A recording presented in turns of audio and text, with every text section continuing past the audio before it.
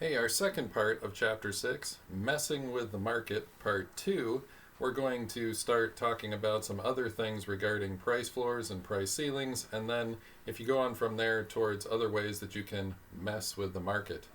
So, if we talk about price floors, we're going to take a look over here at the labor market. Now that we know that price floors always result in surpluses, let's take a look at a very common known thing like minimum wage. All right? Minimum wage is actually a price floor. The equilibrium price is somewhere down here, and people say, I don't want to deal with that as reality. I want something higher. So what happens is that the voters vote for politicians who then say, hey, I will raise the minimum wage so that people can have more money. Okay? Well, let's see what happens when you do that. So here we've got our supply and demand graph, and I'm just going to assume $7, whatever it is, but it has to be below the minimum wage. Otherwise, it wouldn't have any effect, and people wouldn't call for a minimum wage higher than whatever's going on. So I'm going to assume $15 as our minimum wage. Now, let's see what happens with our price floor. If we go across here, the demand for labor. See, these are businesses. Businesses demand labor. They buy people's labor by paying them money and getting them to work. That's the trade. So at $15, the demand for labor goes down. See, at $7, it would be here. They'd hire lots of people to do things. But at $15, now it's going to come up here, and this is where they're actually going to demand labor. So they're going to demand less. That means less jobs. If you go over here to the supply of labor, you're going to see that some people who might have gone to college, who might have been in a trade school, who might have stayed at home and raised kids, they're going to come out of the workforce. They're going to come out to be a part of the workforce. And they're not just going to be sitting on the sidelines. They're going to say, hey, at $7, I wouldn't do this job. But at $15, I will do this job. And they're going to start applying for those positions. So what do we call it when we have a surplus of people wanting a job and not enough jobs for them to find? What we call this is unemployment. A surplus of labor is unemployment. And so what minimum wage does is it actually creates unemployment. So it's very good for the people who keep their jobs. They go from $7 to $15 and they all say, hey, I've got more money, this is great. But there's another group of people who don't get hired at all, the surplus, and they make $0. All right? So you helped some people and you hurt other people. This is chapter 1 all over again. All right? Trade-offs. Yes, you did help some people. That is true. And you hurt some people. That is also true. So this is a problem with the minimum wage, because the minimum wage is not the actual true minimum. The true minimum that an employer can pay an employee is $0. You just don't pay them at all. You never hire them. You fire them. Okay? So if the costs to the employer go up, if you raise minimum wage from 7 to 15, they'll have to find a way to make up that difference. They will either raise the prices on their menus, they will cut workers, they will not be open as many hours. They have to find some way to make up that difference. A lot of people think it's just sort of magic. If we shake the money tree from the businesses and more money will fall out to the workers. I think that's kind of the idea that people have, but that's really not how the real world works. The businesses usually have very small margins.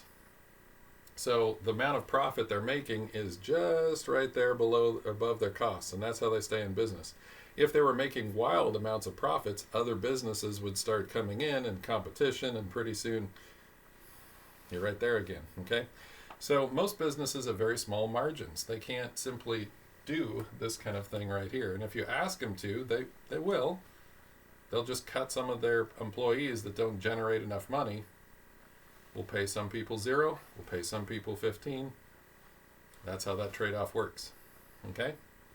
So this is an inherent problem with price floors and price ceilings. It's the wish not to deal with reality.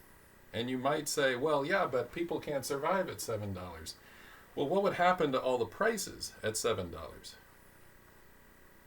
See, at $7 per business, then what's going to happen is the employees that are good are all going to go to the businesses that will pay them more. So they're going to get those raises anyway. But instead of being unemployed, now you've got people working for $7. And those prices are going to come down as well. It's not a static environment. You don't just change one thing and everything else stays the same. Notice when you raise minimum wage up, the prices go up too. If you lower minimum wage down, prices are going to go down as well because businesses are greedy. They're going to try and compete with each other. So if they can get customers from another business by lowering their prices and stealing them, they will. I mean, that's just what happened with Burger King and McDonald's with McChickens and chicken fingers, I think they call it. You know, Burger King was trying to steal those customers from McDonald's by saying, hey, we got cheaper stuff. Come over here. So prices are going to come down if you have a lower minimum wage. All right? Now you got to understand, minimum wage means minimum life. Okay? It's not a living wage. It's not the average wage. The minimum wage is the lowest wage. It's not somewhere in the middle. It's the lowest. So people keep wanting to move it up and say, well, we want people to have a living wage with the minimum wage. You got to understand those words don't mesh together, okay? So that's never going to happen. And secondly, there's a real problem with the concept of minimum wage, because if it really worked, if you really could vote people money simply by raising minimum wage, why stop at 15? Why not 100? Why not 1,000? Why not 10 billion? You know, if you really believe that simply by just saying make the wage higher works, why would you stop at 15? Why don't you make it 10 million? And you might say, well, because then every price would rise 10 million and it wouldn't be any different. Yes. Okay? Just because you use small numbers doesn't mean it changes the math. If you raise the minimum wage from $7 to 15, prices are just going to rise. They're going to almost double, and people will be no better off. It might make you feel good that you're doing something, but the harsh reality of the world is that you have to produce in order to consume. This is Say's law of economics. His name is Jean-Baptiste Say. You have to produce in order to consume. You cannot grab things out of the air because you want it or you wish for it. That simply won't happen. So you can grant people a higher wage. It will give those that are hired a higher wage, and those that are fired a lower wage. It'll be zero. And then the prices will rise to compensate for this, and people will be no better off than they were. And in fact, you could argue they might be worse off because now you got some people that are unemployed and other people that are making $15 or $20. You've got that, the rich getting richer and the poor getting poorer. So minimum wage has been shown to be one of the drivers of those kind of problems. Thomas Sowell is quoted several times in your textbook there. If you look him up, he's a great famous economist. Thomas Sowell is the one that did a lot of work on this in regards to minimum wage laws and whether they function correctly or not, and whether they have the desired outcomes. So look him up, Thomas Sowell, one of my favorites. Okay? So this is what happens when you have price floors and price ceilings. You mess with the market, you get dislocations. What are some other ways we could mess with the market? Up here you've got rationing. So rationing, you want to remember this from your U.S. history classes from like World War II. There was a shortage of goods because most of it was going to the army to defeat Japan and Germany in World War II. And so people at home had ration cards because it would limit how much they could get. You know, you got like 2 pounds of hamburger per week, and you got 2 gallons of milk per week, and you had these little cards that allowed you to go get those. So it wasn't that people were using money, they were being given cards from the government that said, you're promised these things. And sometimes they had them and sometimes they didn't, you know. There was no functioning price system. The farmers were basically doing it for the good of the country, victory in Europe kind of thing, victory over Japan, kind of patriotism is what inspired them. So that's the only reason they were working, is because of patriotic duty. It wasn't because of anything else. There was no price system motivating them. But if they delivered the goods, then people could bring these ration cards to the store and pick up 2 gallons of milk because they had a card from the government saying, we promise you this. So that's rationing. Rationing is a very poor way to do things. It gets rid of the incentives. I just talked about that. It gets rid of any reason to have efficiency, and there's no signals being sent in the market. Do people want more or less? We don't know. Okay? So rationing really defeats the price system and all the inherent goodness about that. It's just by government order. Now, if there's no patriotic duty like in America, if you have, say, the Soviet Union with ration cards, that's what they did. The farmers all just went, I don't care. Why should I work? What's in it for me? And then in order to keep the people fed after 6 million starved to death, Stalin, the leader of the Soviet Union, came in and said, I'll shoot you if you don't produce this much wheat and this much bread and this much, whatever. And so it was the gun that is what was motivating people in the Soviet Union. And it turns out that even that is a very poor motivator. Putting a gun to someone's head over and over, sometimes they just go, what's the point? So that's why the Soviet Union ended up killing 20 million of its own people. Okay? So rationing does not work because it is not part of the pricing system. You can't simply just order goods and services to appear. Now, we are trying this in America. You will notice that food stamps are ration cards, aren't they? The government simply says, we'll just guarantee this food will be there. Here's a piece of paper. Go to the store and just take it off the shelf. What if it's not there? What if the farmers just say, I don't care. I'm not producing. So that's the inherent problem with the ration card. And that's why we'll have shortages in America because of these things. The government's simply promising things that they're not actually producing. They're hoping someone else will do it and just make it work. So food stamps, HUD, I believe Housing and Urban Development, simply gives you a coupon that says you can rent this house. The government's supposed to pay the landlord if they have the money, but those are ration cards. The government is simply making promises with other people's production. And we'll see how that goes. It hasn't worked very well so far. Okay? The next thing you get is black markets. If you decide that you're going to cut off the production of some product, then you will always get black markets. As far as demand and supply go, we can try and cut off the supply. Okay? For example, cocaine is the classic. If we try and cut off the supply of cocaine, what happens? Well, our supply curve, it moves this way. It's a shift in supply due to government regulations. You remember those determinants of supply? So what we do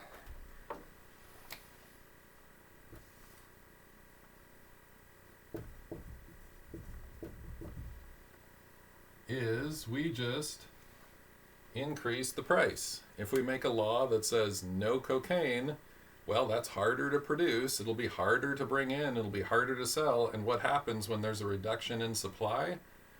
See, okay, we shorten the quantity. There's less cocaine on the street, but what happened to the price?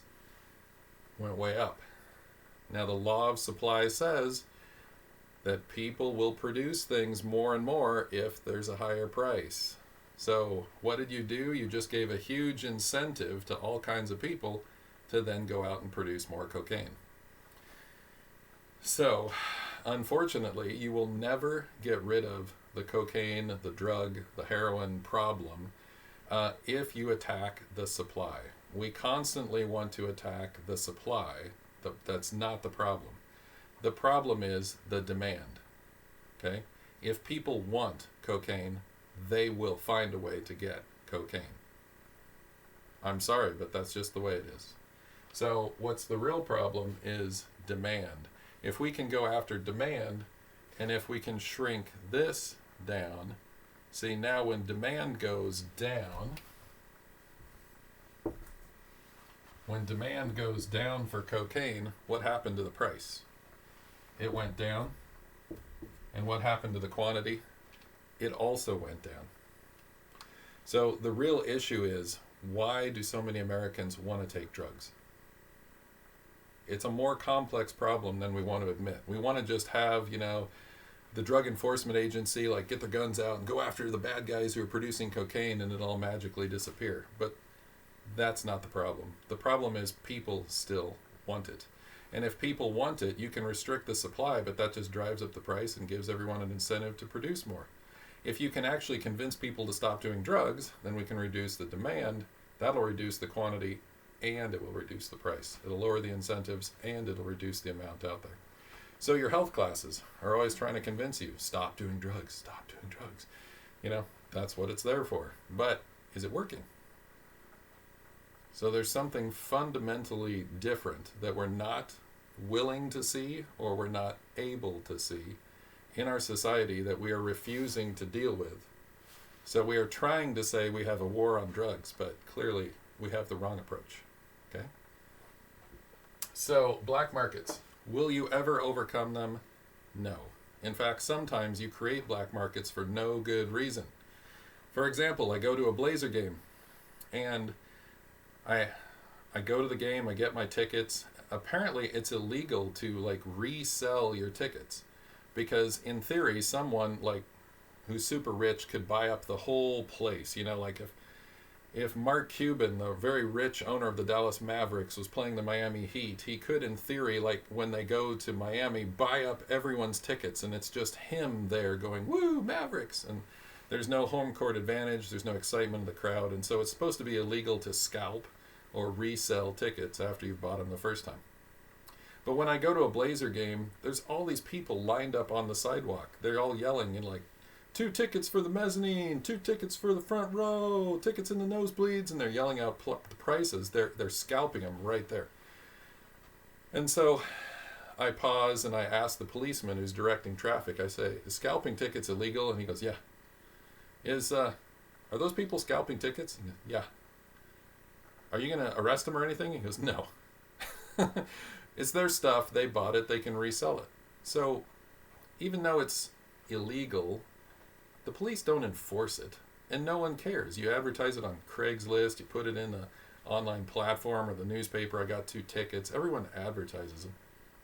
So this is a problem with black markets. You can try and make these rules, but economics always overcomes the rules. They always go around the rules.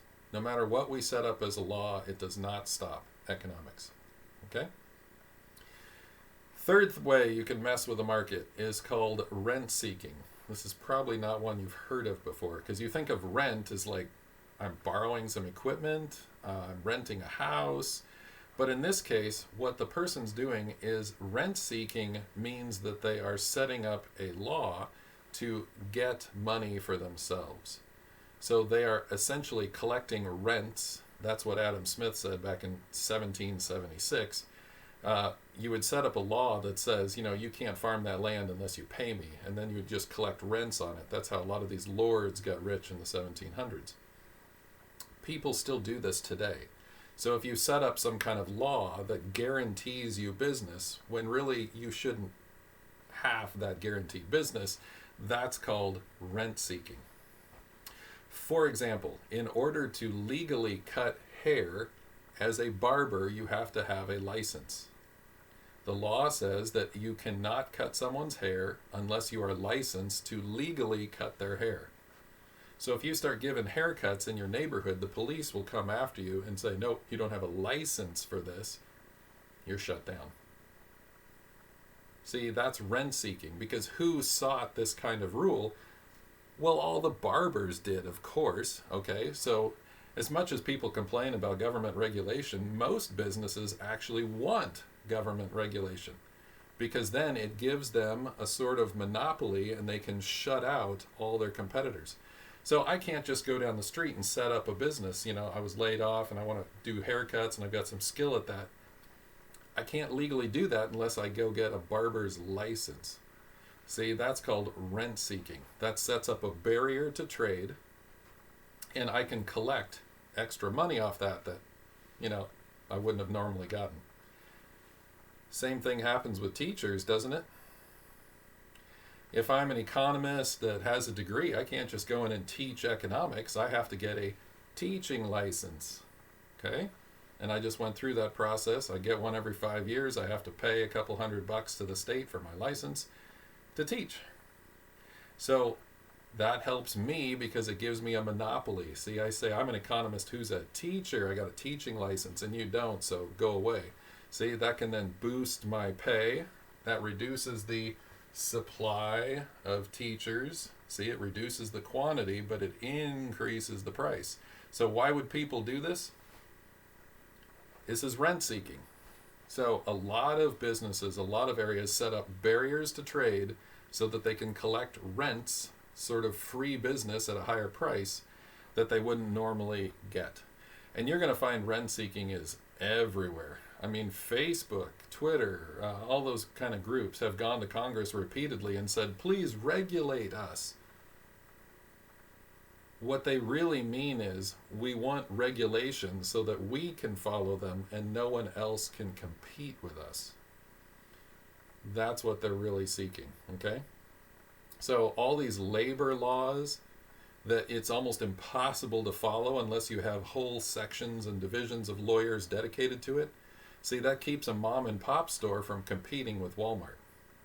See, it's not that Walmart has the lower prices per se, it's that they have the ability to be so big that they have a whole division of lawyers that can figure out things, whereas an individual person, how am I going to figure out all those labor laws? If I want to hire one person, I need to hire a whole lawyer just to do that. But if I'm Walmart, who hires millions of people, I still just need a few lawyers to figure that out. So all those rules and regulations are actually designed for rent seeking. It's designed to push the competition away and create barriers to trade. Okay? So these are all the kind of ways that we have of messing with the market. So anytime you have more regulations, that's what rent seeking is. Those are businesses actually wanting those regulations to shoot out customers. Black markets, that's where people erroneously believe that they can stop economics by simply passing a law. Same thing with price floors and price ceilings. Like reality is right here, but I just want it to be there, so I'm just going to make a law that says it's there. Well, the economics takes over. Okay? And same thing with rationing. You know, can you really promise people stuff you don't produce? So you can hope that they produce it, or you can put a gun to their head, but that's the end result of rationing. So these are all kind of ways of messing with the market. We can go into greater detail in advanced economics, but this is just sort of a snapshot of like, these are all the ways that the market system isn't really applied correctly. Okay? See you next time.